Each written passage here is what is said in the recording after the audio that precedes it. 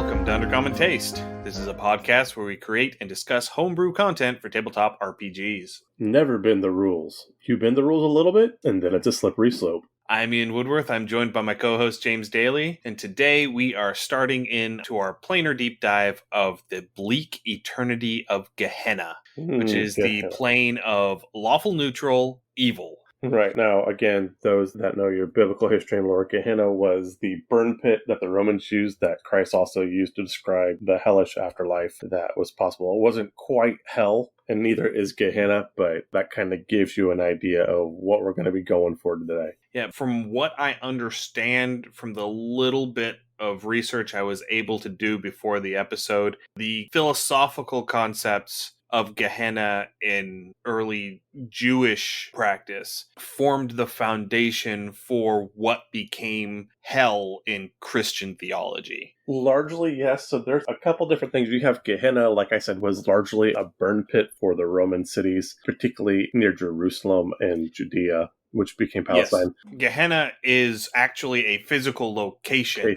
Correct. It is the Valley of Hinnom, which is, I think, south and east of Jerusalem. That sounds correct. I believe that's correct. Now, the other part that a lot of Christian lore, the whole lake of fire thing, that actually comes from the end of Revelation. And that's after the war in heaven, there's the fall, you have the whole tribulation or whatever, you have the 1,000 years of peace, and then there's actually a second uprising after the second 1,000 years of peace when Christ returns, and then all the demons and devils are thrown into, quote, the lake of fire. And after that, the timeline kind of ends. I don't think everything's supposed to end. They just kind of stopped writing, kind of like the Mayan calendar. It's like, we're done for now type thing. But that's where that whole, pitchfork lake of fire thing comes from. That doesn't really follow so much in Jewish lore, but that's getting into religious discussions, which would be a completely different podcast. Yes, it would.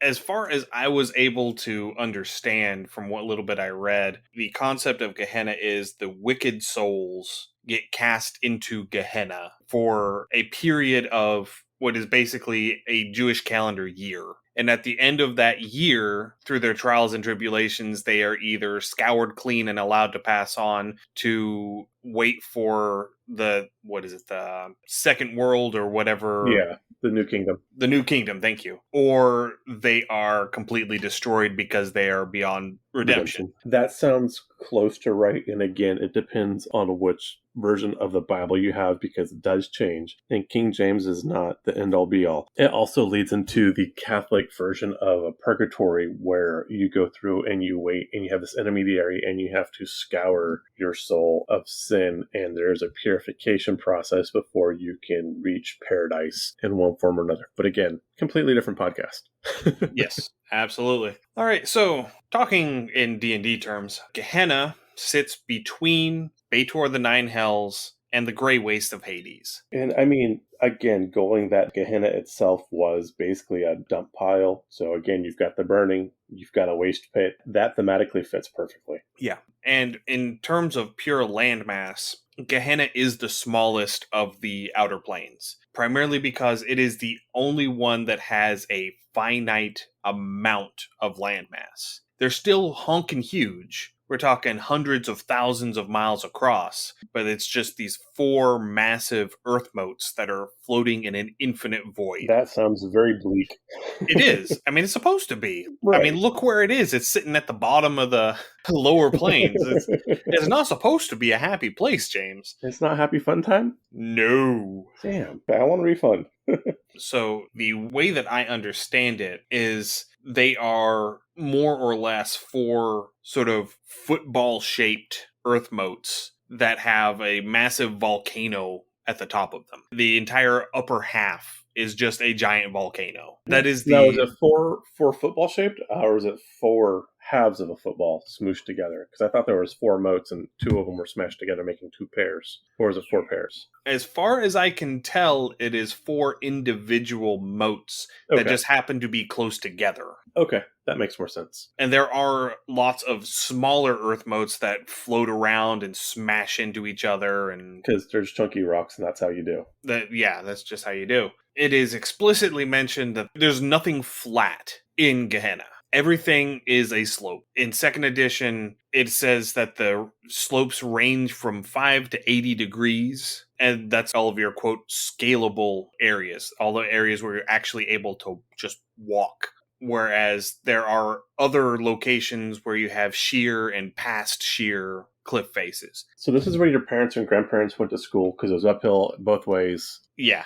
Except I don't think there's any snow here. There might be. There is in the fourth layer because that volcano is dead. Okay, there you go. So that's where school was located, right there. Yeah. Uphills both ways in the snow. In the acidic snow, yes. I went to school in Gehenna. I had to walk every day. Boy, that's an existence for you. That play yard time would be. Buddy, yeah. We'll get there. Yeah, get your Arcanoloth school marm. Oh my. Yeah, that's bad times for everybody. Including the school marm. Yeah.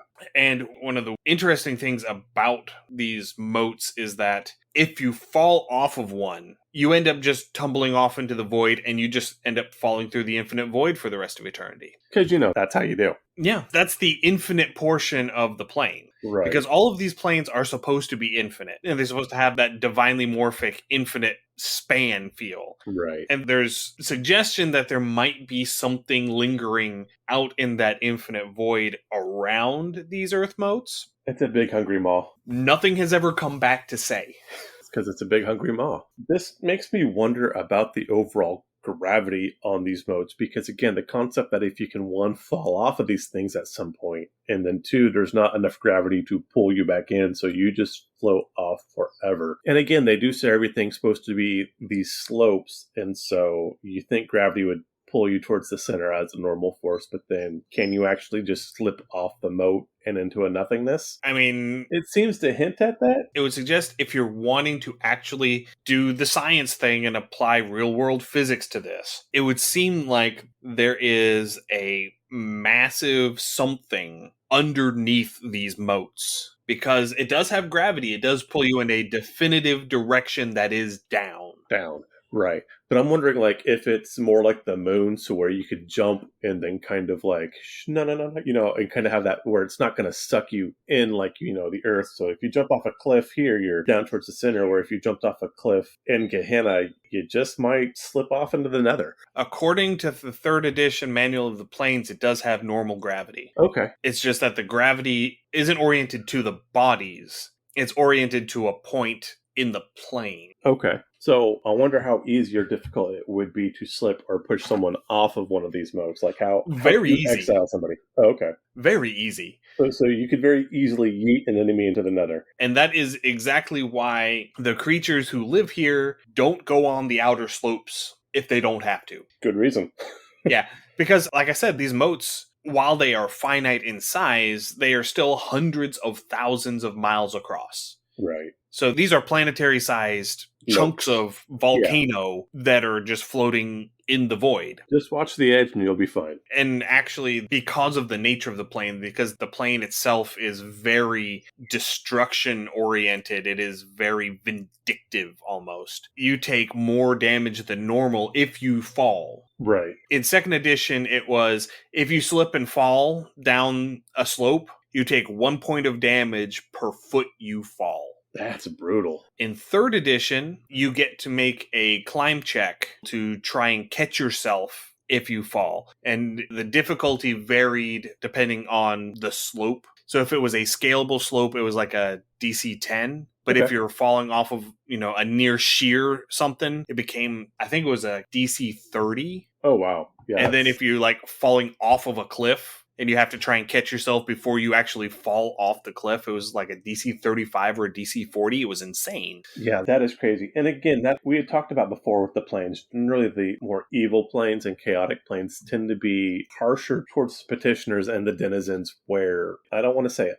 punishes, but it seeks to harm or hurt innately the people there, where generally the lawful and the good planes tend to want to grow and promote life and growth. So again, this is a neutral evil plane, slightly evil, again, more neutral, back and forth plane. It's kind of like Australia. The plane wants to kill you. Kind of like in Australia, everything there wants to kill you in Australia. The plants, the animals, the heat, the weather, the people, if you badmouth them. It's just a rough place to be, you know?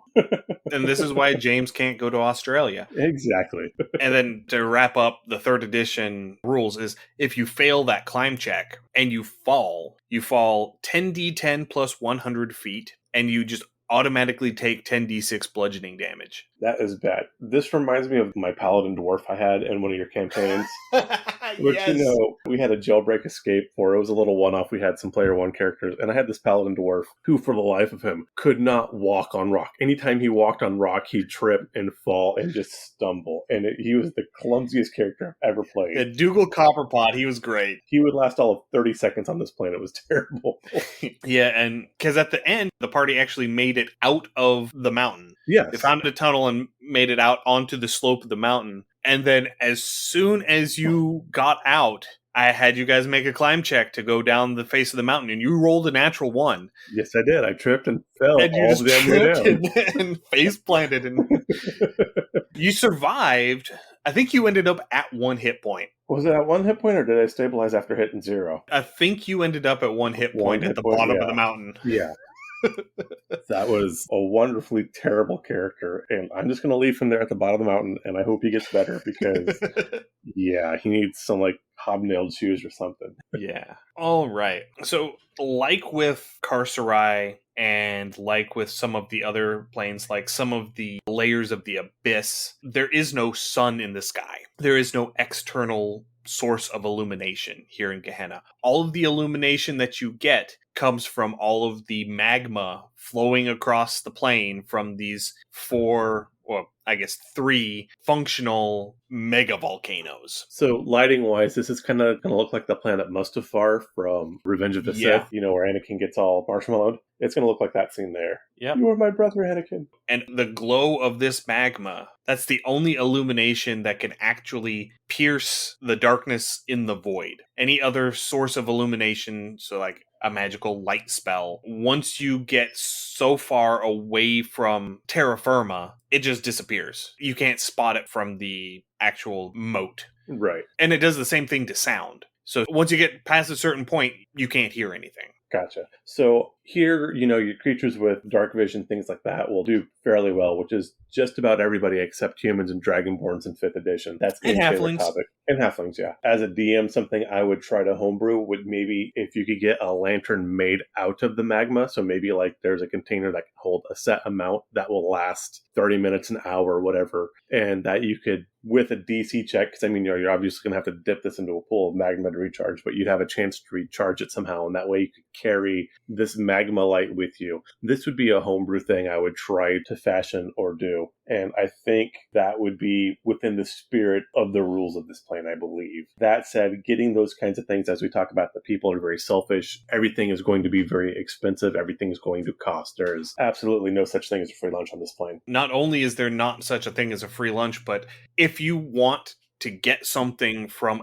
a native creature on the plane, you have to demonstrate your ability to pay them before they will help you. Right. So not only is there no free lunch, but you have to prepay for your lunch. Yes. But we'll get there. But I want to touch on your lantern idea. Okay. Yeah, that sounds like a great magic item, but that is a terrible way to travel because there are creatures that actually are able to function out in the darkness surrounding these earth motes that will just straight up eat you. Yeah, they're going to be if drawn you to get the out light. there, and you'll never see them. You're going to be drawn to the light, but again, if you've got a human party in Gehenna, they're going to have to see somehow, and unless they've got, you know, magical vision in the darkness, they're going to need something. But there are ways to get from moat to moat within each of the quote-unquote layers, because each of these moats is considered an individual layer. Okay. But there are a bunch of ways to just travel from one to another that don't involve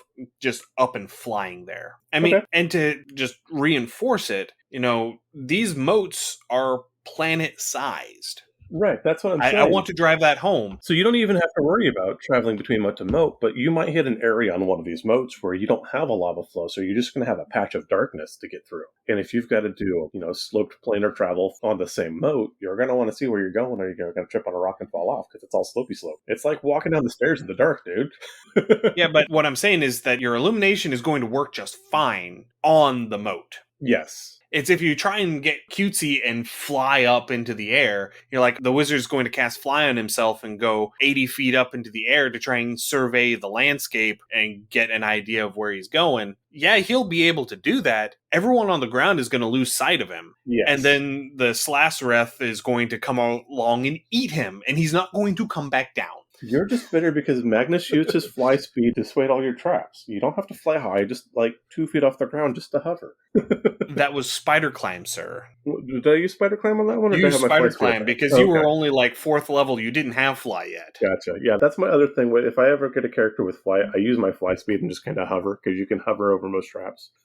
But yeah, no, you definitely wouldn't want to separate from the party here. Again, you do want to stay close, but again, you could use these to kind of move from place to place. But even if you are going to go up and try to scout from above, you'd see pockets of light. It'd be like looking at a city from an airplane. You'd see pockets of light, but you wouldn't be able to see much in the way of detail of anything, if at all. In the area where there was no light, it'd still be pitch black. See, the way that I understand it from what I'm reading is the terrain itself keeps this sort of dull glow from the magma regardless of where you happen to be. Okay. You do still cast a shadow, and you can, in theory, hide someone in your shadow. Or you can, if you wanted to get really tactical about combat here, you could position yourself in such a way that your target is in your shadow and therefore unable to see. You could actually inflict blindness purely by positioning. That's actually a great idea. I love that idea. The way I envisioned this would be kind of like Minecraft, where like when you're in your caves and then you get the glow from the magma pools when you're in the caves, and if you get too far back, they're gone.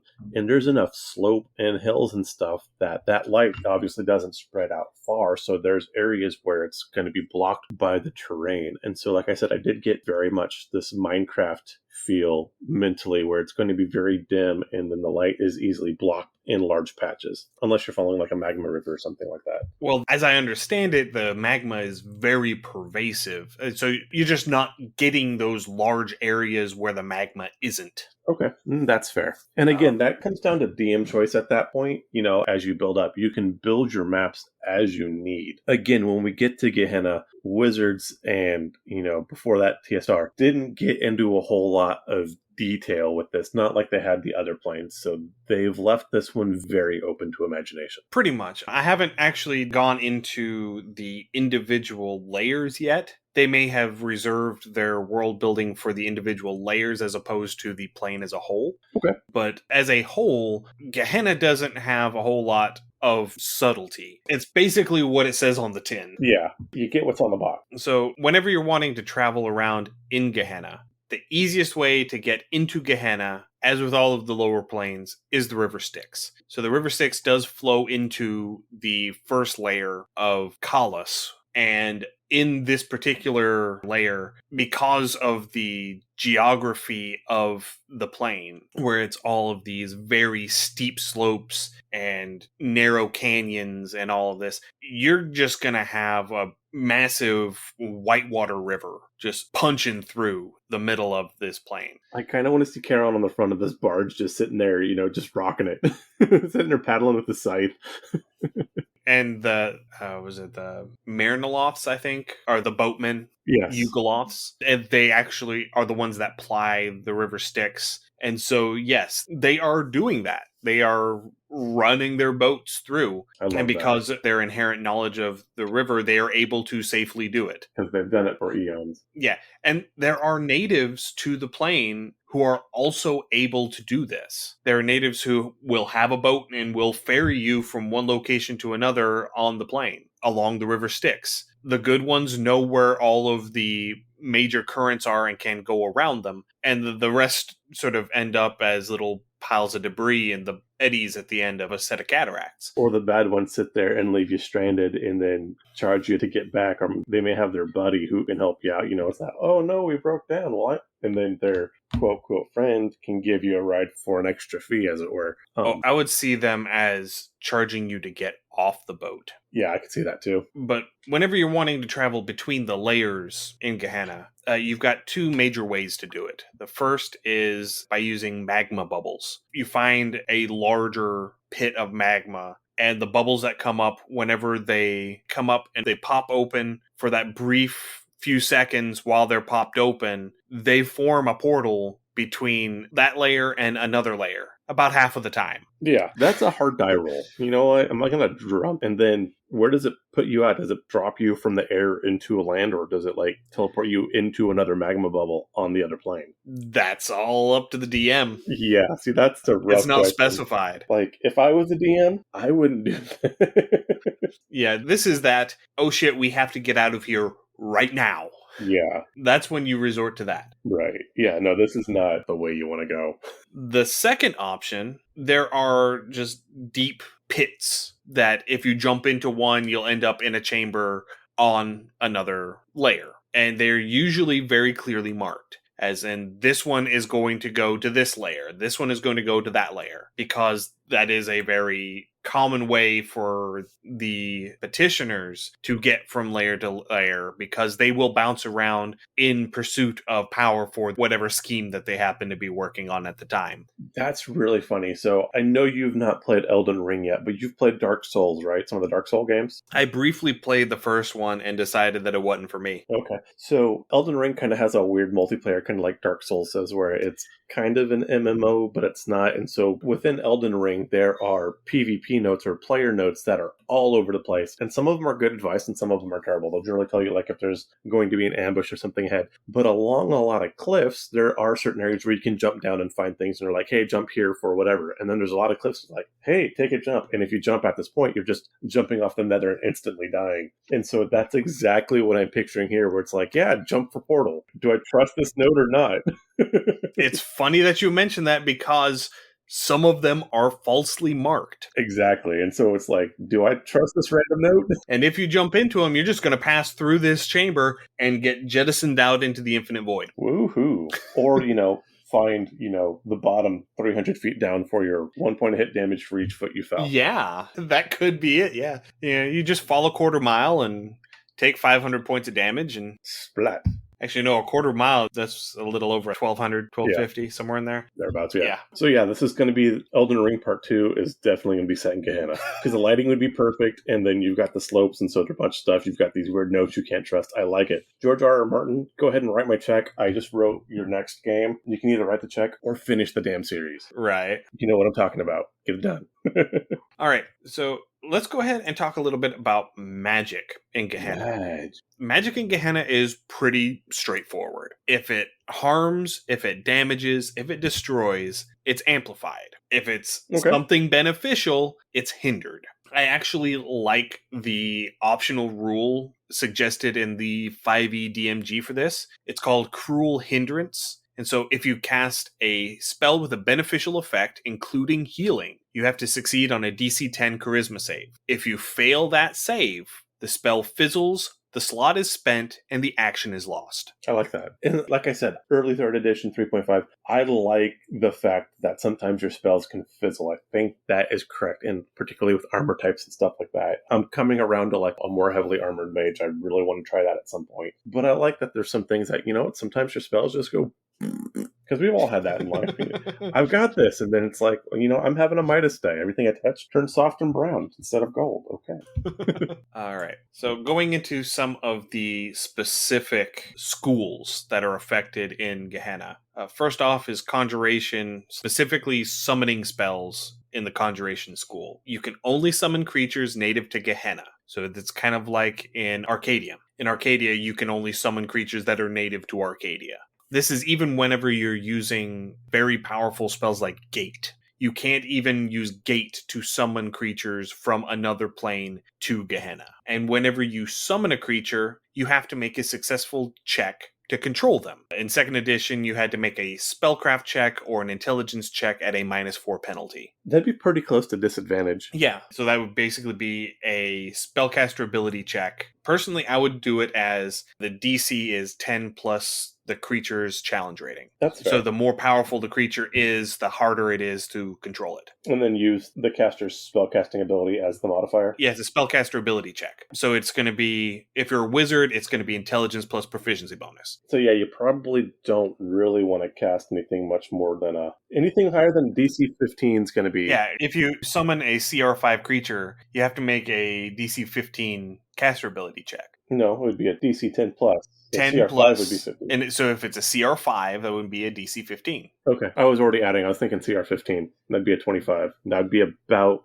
as high as you could expect. Yeah, to reliably get, and that would be for a very high level. Yeah, that'd be extremely. But again, if you're summoning a CR15 creature, that's probably level 20 plus already. So, and if you fail, the creature has free will and will do whatever it wants. Usually, that means killing the summoner for the inconvenience of bringing it to wherever it is you're happening to be. Yeah, again, if it's native to Gehenna and it's not there, it's not there because it doesn't want to be there. Yeah, and because all of the petitioners in Gehenna are constantly scheming and maneuvering and manipulating and trying to achieve whatever their plot happens to be, specifically to the detriment of everyone else around them. Yes. I mean, if someone is doing something for the greater good, the petitioners of the plane will intentionally sabotage it for the pure self-aggrandizement of having torpedoed their plan. Right. This is all like a giant schoolyard brawl. I very much got a King of the Hill feel of this, which would actually be a great scenario to run on this, like the higher up on whatever plane you can get, because everything's all sloped anyway. So maybe there is just like this weird giant political / physical tribal King of the Hill match going, and you're all, and at the top's, some horrible lich that we'll probably talk about later. Yeah. So with divination, as with Carcerai, diviners are generally reviled here in Gehenna because divination has a set of macabre requirements. And as such, only evil diviners ever go to Gehenna purely on principle. In Gehenna, a divination requires a death, specifically one that involves a lot of pain and cunning. So you first have to capture an enemy, then you have to stake them out, and then you read the divination from their entrails, preferably while they're still alive. It's like the old British drawing and quartering. Yeah. Kind of, yeah. And because of the nature of the plane, divinations pertaining to the plane of Gehenna are rarely going to be positive to begin with. Yeah, there's that. And combining getting bad news on top of everything else that this diviner has going on, they're going to get real unpopular real quick. Real fast, yeah. This is why we don't talk about Bruno and Gehenna. Yeah. Next up is the enchantment school, specifically with charm spells. So enchantment spells, specifically those which charm or dominate, don't work very well in Gehenna. According to the second edition book, enchantment spells of 5th level and higher simply don't work. Okay. And I thought that was an interesting caveat because lower level charm spells do. Well, I think it's the amount of control where everything in Gehenna is so fiercely individualized. Again, it's all about the person. And again, that's one of the things. If a petitioner's on Gehenna, it's largely because they want to be there. They're not stuck here. It's what fits them. And that whole self-sufficient, but very, I don't want to use the term toxic, though it's very correct. It's not the word I'm looking for. Very, I can't think of the word I want. But again, it is, you are taking care of yourself and owning yourself at the expense of everything else. So you are so self-contained and so mindful of what's going to benefit you that I think that kind of mind control to wrest that sense of freedom from someone is going to be lesser because the people that are here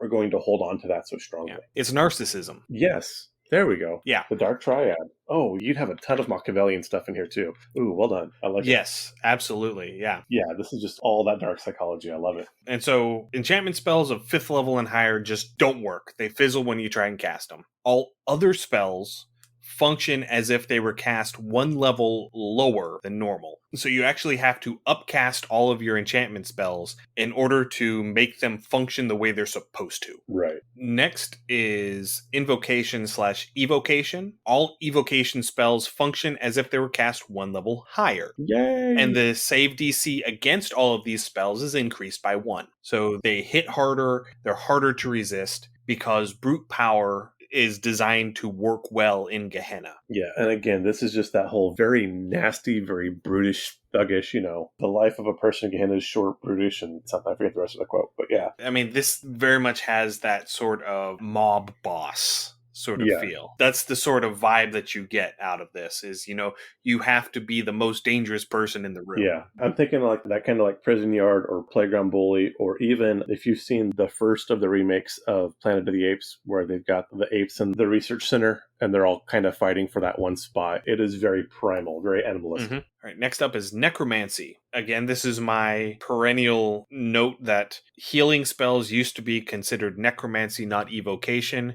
and I think that they should remain necromancy, not evocation, because you're manipulating the energies of life and death. Yes. Stepping back off my soapbox. But you have to keep that in mind for the functioning of how necromancy is affected on Gehenna. Correct. So all harmful necromantic spells deal 1 additional point of damage per damage die.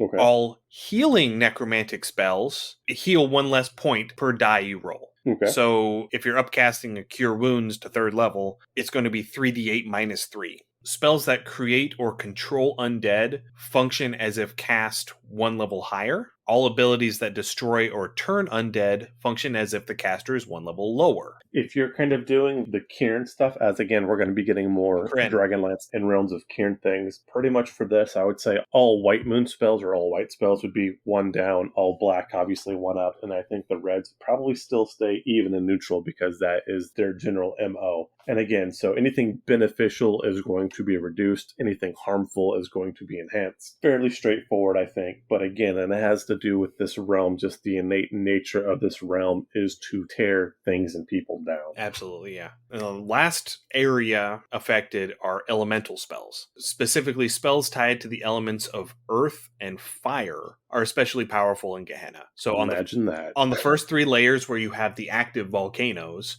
all earth and fire spells are cast as if 2 levels higher. Ooh. I don't think that that's going to stack with the evocation buff, mainly because evocation and elemental magic were 2 separate things in 2nd edition. Correct. So a fireball is not going to be 3 levels higher. It's only going to be 2 levels higher. Sorry, folks. We tried. You will take your 2 levels and you will like it.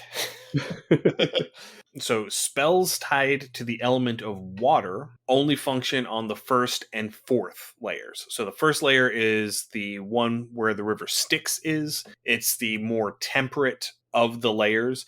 It's still not a friendly place to be. You don't have plants growing. It's not a vacation by any stretch of the imagination, but it is more temperate. It is relatively comfortable by comparison to the other 3 layers. Relatively is a fairly broad, forgiving term. You aren't going to take ambient fire or cold damage simply by being in the layer. Right. That's what I mean by it is relatively temperate. But on the 2nd and 3rd layers, it is much hotter, and so water spells just don't work at all. Okay. On the 4th layer, water and air spells function, but they only operate as blasts of freezing steam. Snazzy. Okay, I can deal with that. And because the 4th layer is a dead volcano, fire spells don't work at all. Fire Nation just GTFO. Yep. All right, and so that's magic. Boody-body-boo. There are understandably not a whole lot of powers in Gehenna, gods, deities. It is not a very popular place for gods to set up shop. The ones that do tend to show up here are often less powerful gods within their pantheons, and they set up shop in Gehenna to operate outside of the oversight of the other gods in their pantheon. Right. This is about as close as a godforsaken realm as you're going to find. No, I think Pandemonium is still more. Yeah, you're right. I forgot. Yeah. Okay. This is a close second, though. Mm-hmm. And by and large, the gods that are here have this air of being the necessary evil. They do the bad things that have to be done in order for the pantheon to continue to exist and to function the way that it needs to. They are the designated bad guys. Sometimes we all need a villain in our lives, boys and girls.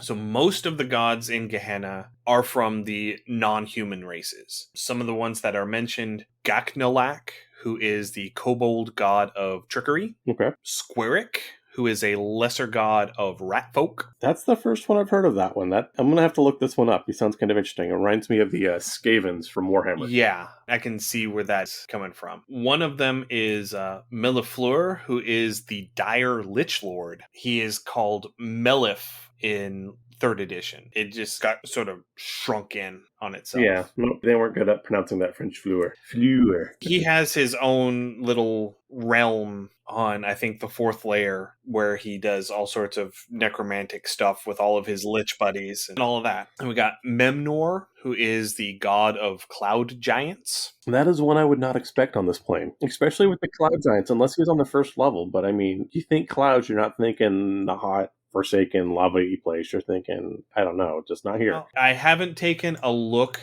at his portfolio to see exactly what sort of philosophical cluster of stuff he's over. Gotcha. I mean, you do have the clouds of poisonous volcanic gases all over the place. Granted. So he could be a very malicious individual. Right. And if you're going on the 4th layer and you just have, all your water magics, bursts of frozen steam, that's pretty much definition of a cloud in one sense or another. It's just, you think clouds, you're thinking more airy, spacey. But yeah, I guess I could see it working. It's just I wasn't expecting that to show up. Yeah, it does seem like an odd fit, and I'd have to look into it a little bit more to try and understand why exactly he's here. Yeah. The next one on the list is a really interesting one. Manzakorian, the philosopher god of the Illithid. I can see this one. And he was specifically killed by Tenebrous / Orcus in the early stages of 3rd edition. Because in the 3rd edition Manual of the Planes, it mentions that Tenebrous came in and killed him. Bastard. And that his realm is slowly crumbling and falling apart because he's no longer there to maintain it. Okay. Another really interesting one is Shargus, who is the Night Lord of the Orcs. And he has a whole lot of beef with Grumsh, which is why he is not in Acheron with the rest of the Orcish pantheon. And again, I can see that, and this would be a notable place. Again, I could see orcs as patrons here. Again, you've got that very tribal, if they're not working in a tribe, then they are going to devolve into that might makes right, roll through the fist type thing. I can see that working here. A lot of backbiting and stuff. Yes. Absolutely. Next one, you were talking about Kryn and the Dragonlance setting. Sargonus, the god of cunning, treachery, and guile from Dragonlance, has a realm here. And again, where this realm is so much manipulation and backbiting, very kind of drowish, really. I could see a lot of drows in this realm, too, honestly. But yeah, it's that plotting and maneuvering and trying to getting one up. Another form, if you're a Star Trek fan, kind of the Cardassians, that very subtle. Because again, violence is there, but outright violence that's seen in front of everybody is kind of frowned upon. Another way to look at this would be, if you're a Harry Dresden fan, or the Dresden Files, kind of how the White Court works, where, yeah, might does make right, but you shouldn't be seen doing it outright. You should work through proxies and kind of manipulate your way to that kind of force. Absolutely, yeah. It's considered a faux pas to be seen actually using your enacting might. Your will, yes. It's seen as a sign of weakness that you had to resort to using your might to do it. It was a failing in your intellectual abilities. Yes. Next up, we got 2 gods from the Forgotten Realms. One is Leviatar, the Maiden of Pain, and the other one is actually the son of the dead god Bane, Iaktu Zvim. I was going to see if you were going to pull it off or not. Well done, well done. And apparently, at the onset of 2nd edition Planescape, he was being enough of a little shit that the other gods of Gehenna are actively considering banding together to knock him down a couple of pegs. I can see that. Yeah, that's... Do you understand how big of a dick you have to be in a plane where everyone is out for number 1 for everyone else to want to actually collaborate to knock you down a peg? So this person or this entity actually has a role in another very popular series. He went under the name Littlefinger. I don't know. I don't You know. can't tell me that Littlefinger wouldn't be enough of a shit that everyone would band together to kick him in the junk at least twice. Yeah, that is true. And again, if you want to get the idea of a persona or personality, exactly that. That is a perfect, everything was about him. If he helped you, it was to advance his own cause. And then he probably had like 4 tripwires for you to stumble across along the way so he could step over your corpse and get higher up the rung. Yeah, absolutely. And then the last 2 that are listed are Math-Methonwy, who is the Celtic god of sorcery. I was told there'd be no maths. Well, there's 2 right there. Yeah, exactly.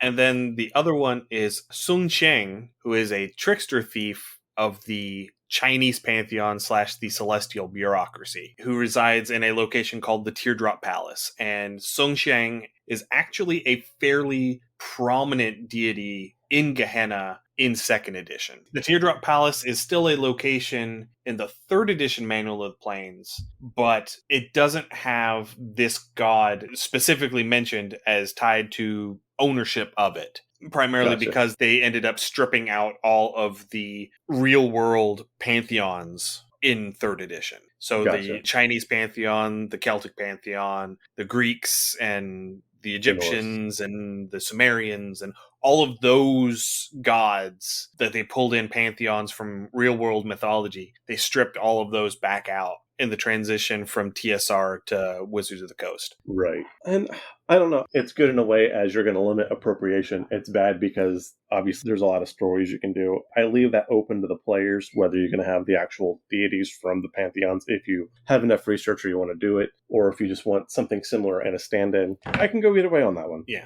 It does make me sad that there are so many trickster gods on this plane, because I do rather enjoy a good trickster god myself, though I don't think personally I would want to be on this plane. I wouldn't. I can appreciate the philosophy. I can appreciate the underhandedness. It would be fun to watch, but I don't think I would want to join in the games, as it were.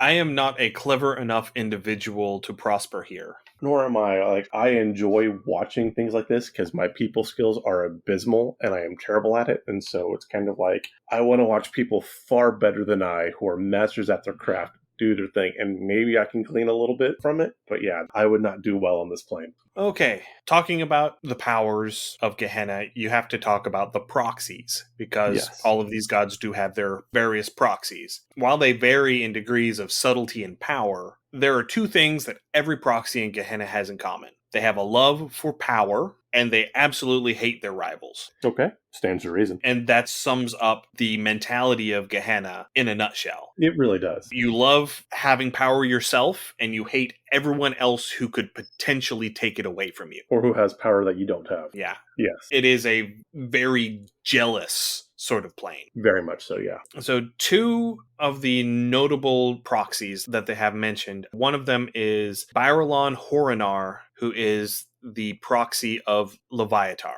the Maiden of Pain. She is by far the best known proxy throughout Gehenna. She carries a 9-headed whip, and she studied torture in Baator. Oh my. Yeah, she studied with the Chain Devils and left Baator whenever she got better than her teachers. Oh. So yes, she is a substantial individual. That is a hard no for me. I'll pass. Thank you. I need a safe word.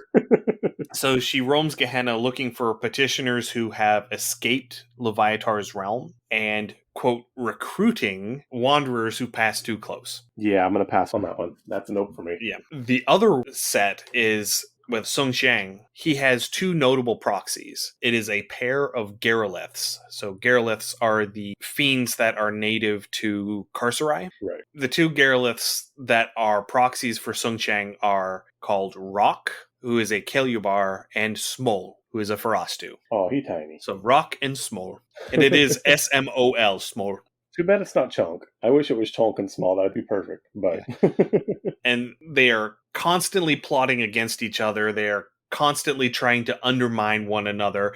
They're constantly jockeying for the favor of their god. And for those who can just stand back and watch, the entire affair is apparently really funny. Well, I mean, you've got the lava flows. I'm sure it's warm enough. It'd be a great place to make some popcorn. Just kind of, have it constantly going. Just kind of sit back. And yeah.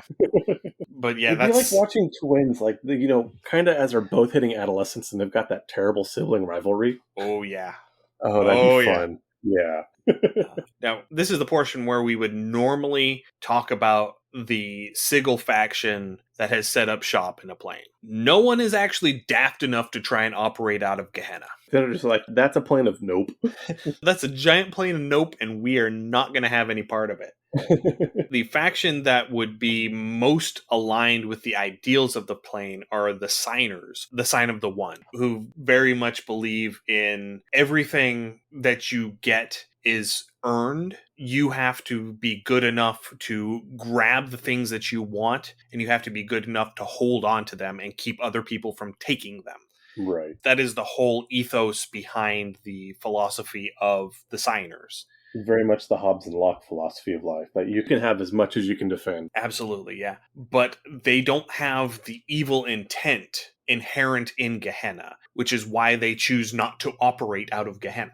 I can't remember which plane they actually do operate out of. Oh, it was... We just covered him recently, I think. It wasn't Acheron. Acheron is the Mercy Killers. Right. I'm going to have It was the one right before that, I believe. We'll have to look up our notes. I've slept since then. Yes. But yeah, so the factions of Gehenna are easy. There aren't any.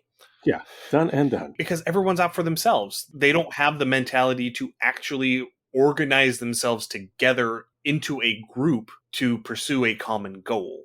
Right, because there's too much backstabbing and backbiting and trying to one-up. Again, it would be all chiefs and no Indians, quite literally. Yes, very much so. All right, last section, the creatures of Gehenna. Dun dun dun! The biggest section in the second edition book covers the Yugoloths. These guys are kind of everywhere. They are. They are originally native to the Grey Waste, the Hades, but they have up and moved to Gehenna and set up shop and basically run the place. Okay. I'm not going to go through the Yugoloths because they have a whole meritocratic advancement structure that goes through, I think, like 9 different forms of Yugoloths. Ew. And it's one of those things where, so basically what it is they all start off as the lowest rank and file Yugoloths, who are individually more powerful physically than the ones above them. But Yugoloth society promotes cunning, it promotes politics. It is very much you don't use your might to get what you want. You use cunning to work around your opposition to get what you want. You position yourselves in a favorable position to get what you want without exerting yourself physically. Okay. And as they learn that concept, there are basically milestones where once you demonstrate that you have this cunning, someone from a higher rank brings you before basically a council, and they give you a very grueling interview, at the end of which they either determine that you are unworthy and they cull you, or they determine that you're worthy, in which case they take you to the 4th layer of Gehenna, and they have this big ritual involving, a ritual cleansing in the acidic snow that is there, and a ritual sacrifice, and then you, in your new Yugoloth form, emerge from the corpse of your old form. Oh. Very much a cocoon, sort of split open and crawl out sort of deal. Gotcha. And at each stage, the benchmark for what knowledge you possess and what your abilities are is different. So you have to position yourself in a different way each time in order to get to the next level. And because there's so much complexity involved, I mean, it's like 4 pages in the book. So I'm not going to go into that because we would be here. That'd take an entire episode in and of itself, just talking about Yugoloths. That's the second edition Manual of the Planes? That is the second edition Liber Malevolentiae. It is the Malevolent book. Okay. It is the book that covers the evil planes. It sounds like some warm, fuzzy bedtime stories. It covers Carcerai, Gehenna, and the Grey Wastes. Okay. So it's those 3 at the very bottom, and all of the nastiness involved in all of that. Nasty. Yeah, it is not a pleasant location to be. But I do like that because Yugoloths in and of themselves are a neutral evil race. Right. They practice evil for the sake of evil, but they definitely have that mentality to them because of their placement here in Gehenna. They have that, we are doing the necessary thing that is hard for the sake of everyone. Right. The idea is that they are keeping the blood war going between the devils and the demons to keep them occupied so that they don't go anywhere. Right. That is the concept that they try to emphasize, is that that's why they bounce back and forth between sides with their mercenary forces to shift the balance of the blood war one way or another, just to keep it going. Right. There's that concept in politics. You can see it globally. You can see it actually in the prison systems, a lot of way they set things up. You take two factions that have a bit of strife and you keep them constantly at odds with each other. So they use all their time and resources fighting each other, because if they were ever able to join forces and work as a cohesive unit, they would be too strong. And it's a way to keep your enemies divided. Yeah,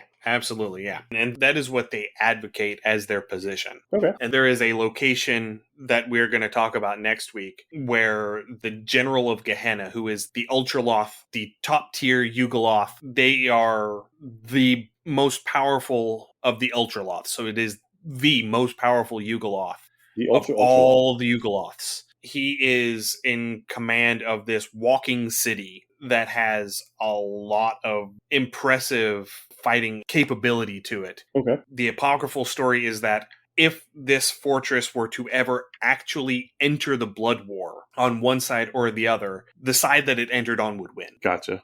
It is just that powerful of an entity. And the General of Gehenna themselves are basically a demigod at this point. That's how powerful they have become. Nice. And that is something that we're going to touch on a little bit more next week, whenever we're talking about individual locations and the different layers. But yeah, so yes, the Yugoloths are a very substantial portion of Gehenna. A lot of the powerful entities within Gehenna actively try not to antagonize the Yugoloths because they don't want the Yugoloths to come knocking on their door. Gotcha. No, that makes perfect sense. And also because of the positioning of Gehenna between Baator and Hades, with Hades being the main battlefield of the Blood War, Gehenna has a lot of fighting going on between the devils and the demons. So you're going to find devils and demons both here. Because it borders Baator, the devils usually have the upper hand because they are closer to their supply lines. They have shorter supply lines. And you were saying?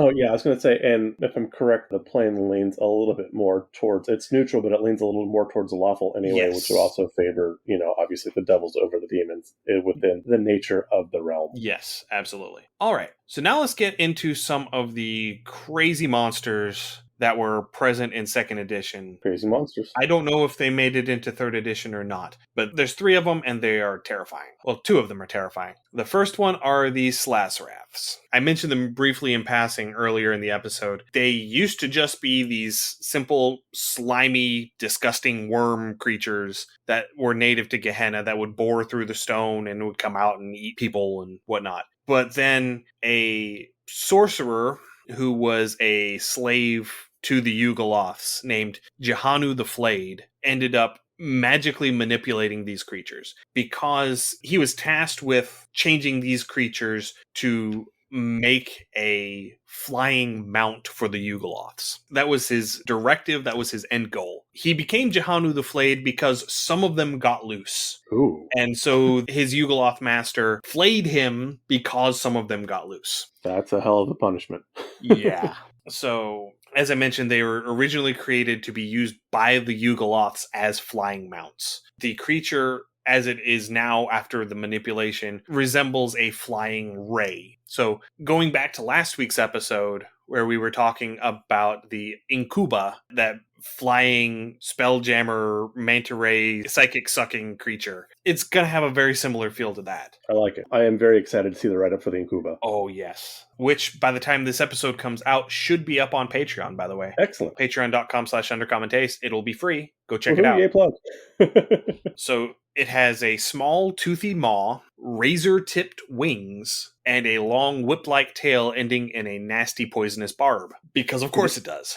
Because Steve Irwin. So they have a flyby attack where basically they fly into you. And in 2nd edition, it was 3d6 damage from them just flying into you. Oh, wow. Because they are a large creature. That means they're big enough for the more brutish, more muscular Yugoloths to actually ride. Right. So, yes, they are very powerful creatures. In second edition, they also had a rule where if they would hit your character without the armor that they're wearing, then you had to roll a save for the structural integrity of your armor or your shield. Oh my. And if your item failed that save, the item was destroyed and you got hit anyway. Damn. That is something that 5th edition's largely taken out of that I kind of miss is armor and item breakdown. Like, you get it with some acid effects, but it doesn't really occur too terribly frequently anymore, which is a little disappointing. It's hard to keep track of. It is. I understand exactly why they do it, and that is something that you can do at your table as a house rule, but just in general, it's very difficult to keep track of that sort of thing. No, I get that. But yeah, like, your shield should have hit points. I'm just putting that out there. And again, that's my little soapbox. Okay, I'll step off now.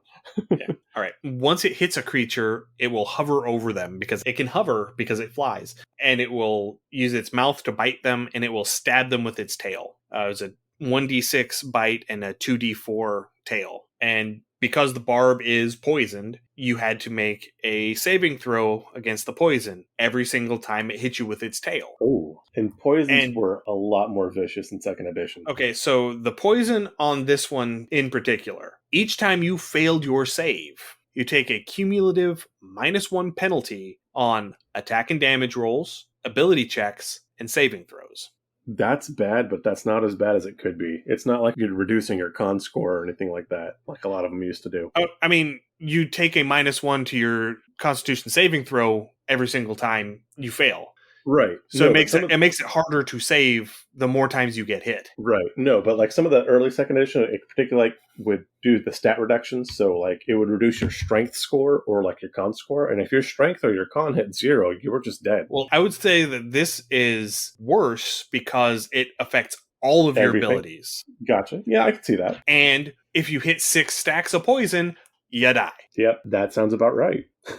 If you wanted to take this as it is and translate it 1-for-1 to 5th edition, I would have each time you fail your saving throw against the poison, you get a rank of exhaustion. Because that goes into the flavor of what it is. Because the more poison you have, you get more sluggish, you get more clumsy, it's harder to do things.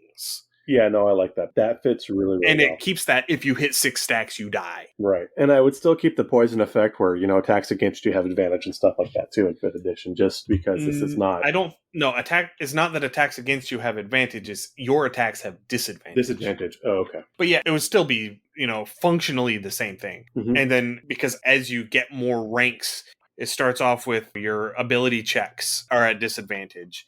And then you have your movement speed, and then your saving throws are a disadvantage. And it just compounds the more times you get hit. And it would allow you within the confines of the 5th edition rules to still have if you get 6 stacks of poison, you die. Because at rank 6 of exhaustion, you die. You die. You do, you are dead. Yep. All right. Second creature are called Linquas. Linquas are short, squat humanoids that are more construct than creature. They were created by the god Sung Chang. They all appear to be male, but are actually sexless, and they have pale, pocked flesh broken by tufts of bristly green hair.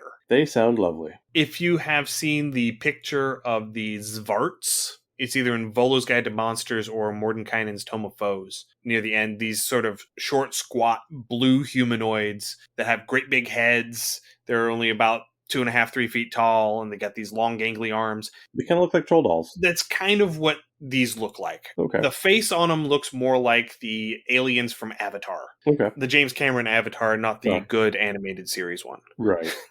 They're also immortal and do not age because they are creations of a god. So there you go. And because they were created by a god, they get to draw their power from their god in the way that clerics do, getting access to the following spells once each per day. Detect Lie, Detect Magic, Free Action, No Alignment, Spider Climb, Stone Shape, and Tongues. Not a bad list to have. And they can also increase their strength to 19 for 10 rounds per day, not necessarily consecutive. Oh. These definitely have a feel of being a player race option. I could see that. Yeah, you'd have to work with these a bit, but definitely. Is whenever they're in Gehenna, they're immune to all of the effects of the plane. But whenever they happen to be away from Gehenna, they are reduced to having resistance to acid, cold, and fire. Fair enough. I'm okay with that. And because their creator is a god of thieves, they're also effectively second level rogues. So in second edition, they got their backstab, would be a sneak attack, and they have proficiency with many of the thief skills. So like picking locks and climbing and all of those sorts of things. No, I like that. I mean, again, so you've got a thief cleric blend. I'm kind of liking it. I want a thief cleric. Right, yeah. Most of the Linquas serve Songshang as guards or servants within his teardrop palace. But because he is a very temperamental individual, if they displease him and they're lucky, they get exiled out of the palace into the wastes of Gehenna. But even the ones that get exiled don't tend to stray very far, and they sort of organize into this sort of communal defense perimeter for the palace almost. See, with this, I could see Sung Chang being a very like temperamental, very sanguine type He personality. is. And Oh, so he like is. he would cast someone out just as quickly as, oh, you're there, or you did good here, you can come back in. Oh, you pissed me off again today, I'm casting you back out. And so yeah, if you stay close, he may forgive you just as quickly as he exiled you. He would probably just cast you out and make another one to replace you. Potentially. That seems to be more in the flavor of how he actually does it. Okay. Some end up breaking their connection to Songshang and leaving Gehenna. They usually end up in Sigil, and they succumb to a sudden bout of free will and the novelty of alcohol, which gives them this sort of series of misadventures. Chaos, woohoo. Absolutely, yeah. That's what we need. We need a Sigil adventure with just a bunch of these guys running amok. And those who break their connection with Songshang lose their divine connection. They lose their divinely drawn abilities. So they would lose all of their innate spells. They would lose their ability to boost their strength. They would probably lose most of their resistances that they would get to the effects of the plane. This is why I would say that they would probably work very well as a player race option. I could see that. Because once they break away, they don't have all of those uber powers that they would get within Gehenna while they are bound to Songshang. Yeah, no, I like that. I think these would be really fun and interesting to do in such a way. I kind of like the idea of a cleric thief as well. You kind of like a domain of trickery cleric would fit really well with a lot of these. And I'm sure a lot of these do wind up going that route as well. And there is a story within the entry for the Linquas within the books for Planescape, talking about this one in particular. And the way that the story goes is he was a very loyal servant of Songshang and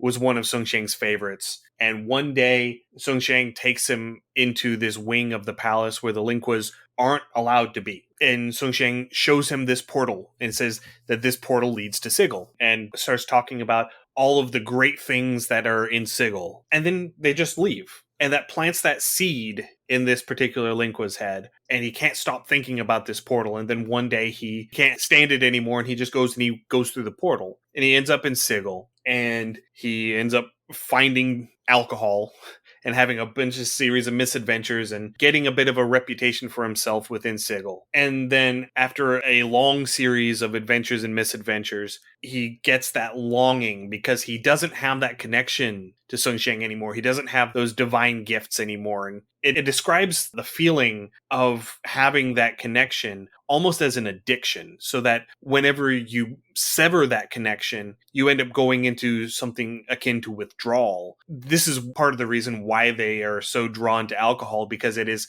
self-medicating, basically. It's them seeking something to fill that void. Gotcha. And so this particular Linqua ends up finding his way back to Gehenna, and he goes back to the Teardrop Palace and attempts to supplicate himself and ask for forgiveness and be taken back into Songshang's good graces. And Songshang welcomes him back in with a smile and then instantly destroys him. Oh, well then. And from that point on, every single Linqua that has ever broken free from Songshang has never returned to Gehenna. Makes a good example. There you go. Yeah. If you leave, you're gone. But because of this almost addiction to divine power, a lot of them will actually end up seeking out other gods to become servants to. And they end up establishing that same sort of divine connection to a new god, often changing their alignment to match their new god.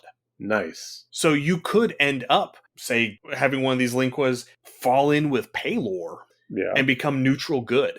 Yeah. It all just depends on how they end up feeling, because now they have true free will. Because in Gehenna, free will is this big illusion. It's really just the will of whoever has the most power to exert their will. Correct. And so they end up breaking free of that, and they actually have free will. And I really enjoy these because they emphasize this fact that the creatures native to these outer planes don't have free will. Right. Their wills are bound to the mandates and the atmosphere of the plane that they're native to. And so once they break away from that, they actually get free will and they can choose. And that's part of the reason that they are so envious of these mortals coming in from the material plane, is because they have free will. And it's why the mortals from the material plane are so negatively affected by different aspects of the plane whenever they go there, because suddenly the plane is exerting a will on them that they're not used to, because the material plane has no will of its own.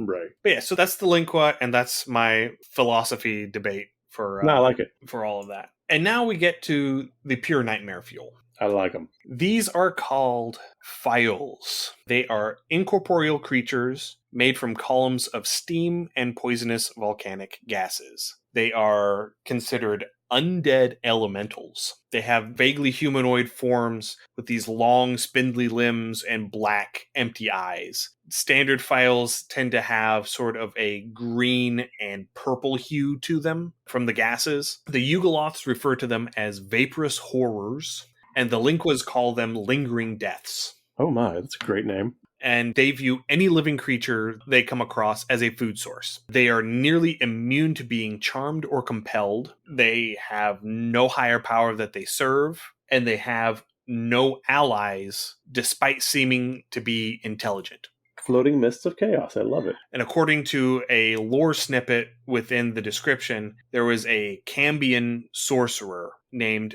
Regillith who once attempted to communicate with one of these things using the ESP spell. So that would be, basically, it would be Rory's telepathic bond.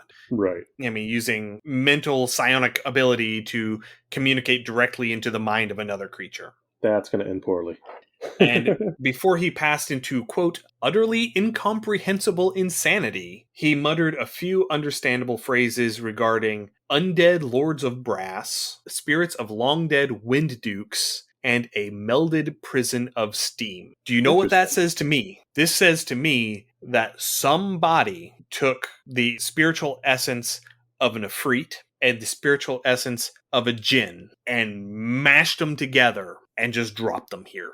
I can see that. Because the melded prison of steam, the para-elemental plane of steam exists between...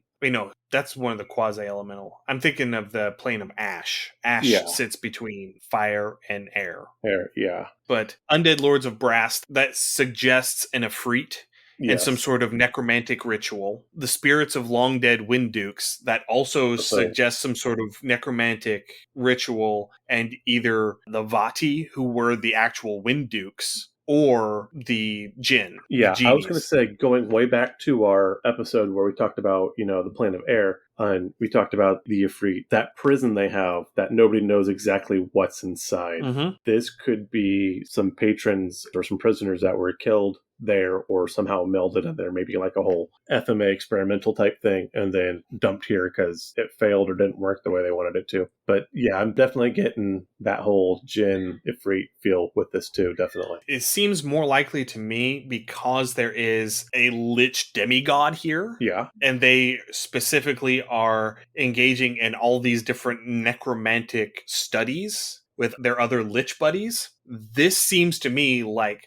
some really powerful necromancers are drawing spirits of Jinn and Ifrit out of the elemental planes, bringing them into Gehenna and just sort of mashing them together and just wrapping the whole thing in duct tape. Yeah, and again, I think Melifor would be a huge topless suspect on this one. Oh, yes. Oh, yes. Oh, yeah.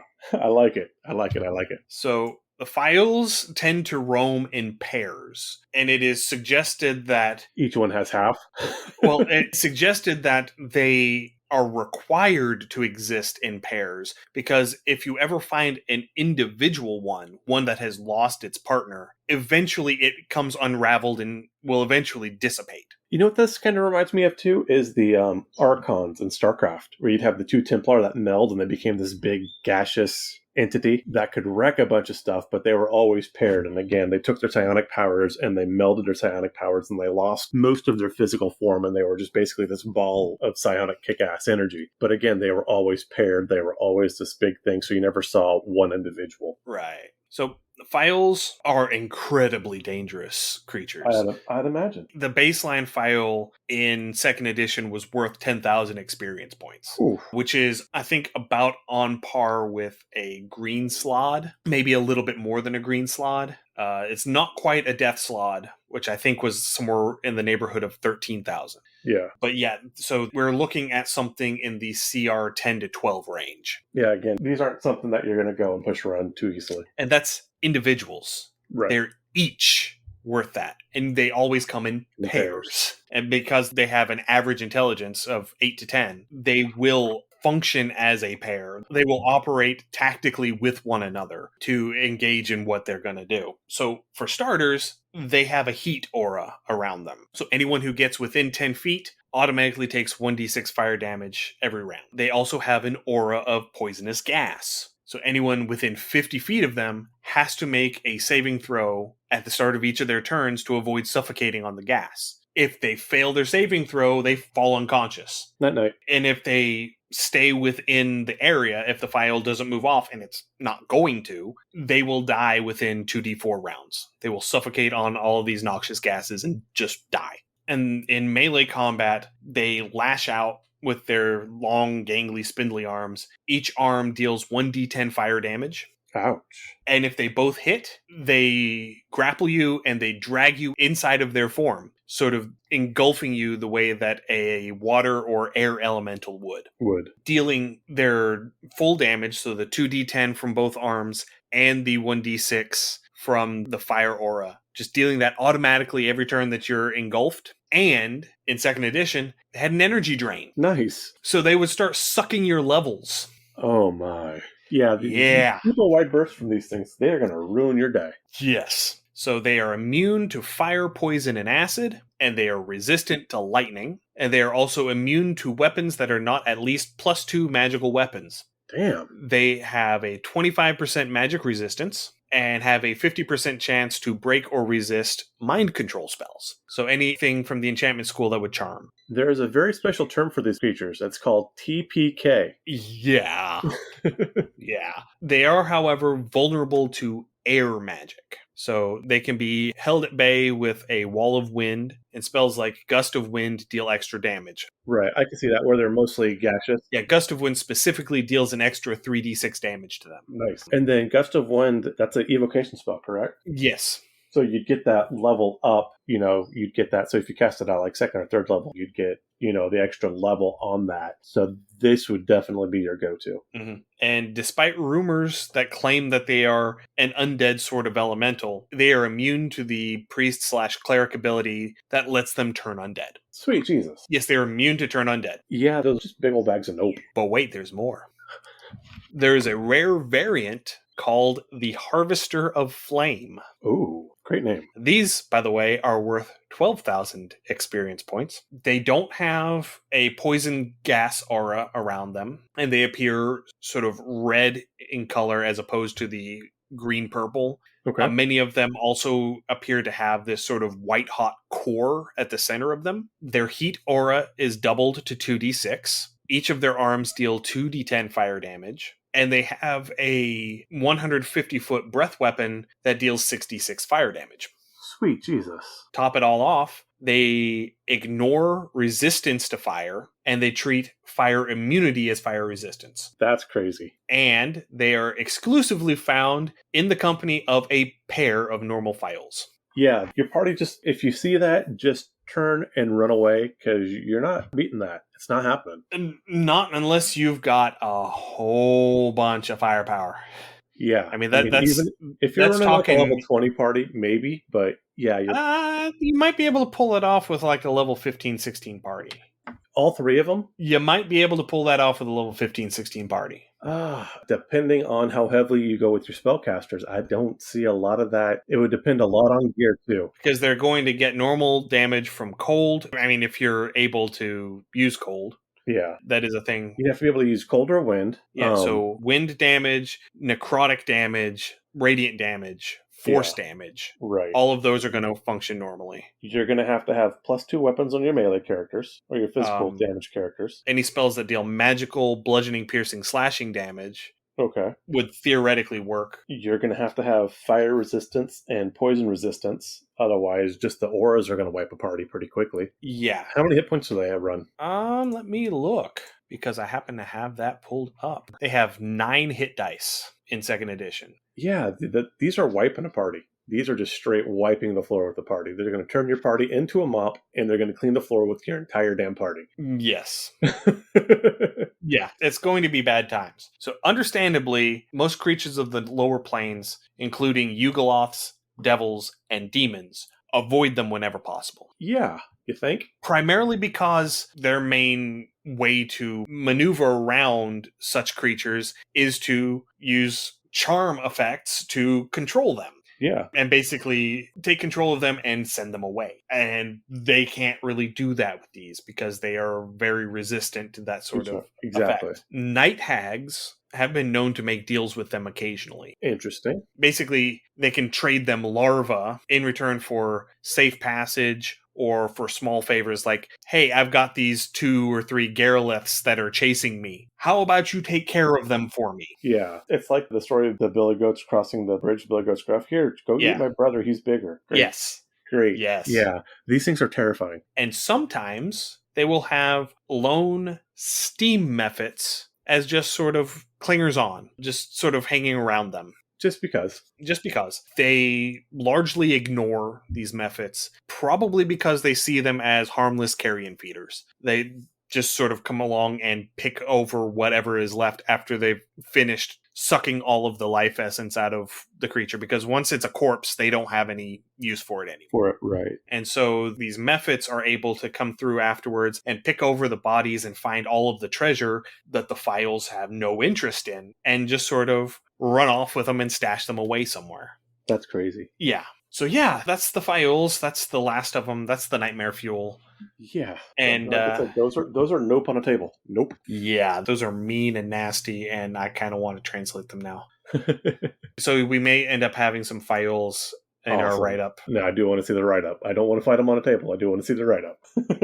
All right, and that's pretty much going to take care of today's episode. Awesome. Next week, we're going to be having our interview with Josh from Lone Colossus Games. He's coming on. It will be tonight as the episode comes out, May 25th at 9 p.m. on our Twitch, coming on to talk about his upcoming Kickstarter project for Injuries and Vile Deeds. Very excited. His 5th edition supplement to add some extra tactical stuff to your 5th edition game. Awesome. We're going to be talking with him 9 p.m. Eastern time later tonight. That is May 25th. So join us on our Twitch account, twitch.tv/Undercommon Taste. I promise I will have all of the technical stuff arranged so that way we can actually hear everything this time. Unlike the Tabletop Journeys interview where the Twitch stream had no audio and I was recording through my webcam apparently. Oops. Yeah, so we're going to get that all straightened out. Fantastic. And then the following week, we're going to go into part 2 of Gehenna, where we talk about all of the individual locations and all of the individual layers. And that will be great. All right. So thank you, everyone, for joining us for another one of our longer episodes here going through Gehenna. If you have any comments, suggestions, or ideas, please send us an email, undercommontaste@gmail.com, or send us a direct message through our Twitter account @UCTHomebrew. You can also find us on Instagram, Facebook, Twitch, TikTok, and YouTube. Just search Undercommon Taste. You can also find us on Patreon, as I mentioned earlier, patreon.com/undercommon-taste. Our most recent write-up is going to be the Incuba, which we created with the guys from Tabletop Journeys last week. It was a whole lot of fun to do. I'm really excited to show it to all of you. All of our write-ups go up onto our Patreon account. Most of them are free. Some of them are patron exclusive. The most recent patron exclusive one was, of course, our Urban Ranger variant class, which again is a whole lot of fun. I encourage you to go and check it out. All of our patron exclusive content is available to everyone, regardless of patron tiers, so you can pledge the $3 level and still get access to everything. Finally, we are on Discord. You can find a link to our Discord in the show notes. Please come over and chat with us. We'd love to hear from you. Thank you for listening to our podcast. You can find our other podcasts wherever you find your podcast normally. We're on Apple Podcasts, iHeartRadio, Spotify, Google, Podbean. As always, please subscribe and give us a rate and review. This helps increase our visibility and lets us know what you want to hear more of. And recently, we are now on TuneIn Radio, Podchaser, and I think Samsung Podcasts. Excellent. There's some new platforms that were available through our host, Podbean, so we are able to get on more platforms and hopefully be easier to find. So excellent. And if we're not on your podcatcher of choice, please let us know and we will do everything in our power to get on that aggregator. So thank you once more for listening. Stay safe, everyone. We'll see you next week whenever we're talking with Josh from Lone Colossus Games. Happy gaming. Thank you for listening to another episode of Undercommon Taste. You can find links to all of our social media accounts, Twitter, Instagram, Facebook, YouTube, and Twitch, as well as our Patreon and Discord channel in the show notes. Our theme song is Massacre Anne, written and performed by Mary Crowell and used with permission. You can find more of her work at marycrowell.bandcamp.com or on Patreon at patreon.com/Dr. Mary C. Crowell. Our logo was illustrated by David Sutherland. You can find him on Instagram at willex_73 or on DeviantArt at deviantart.com/David Sutherland. Thanks again for listening. Stay safe. We'll see you again next week.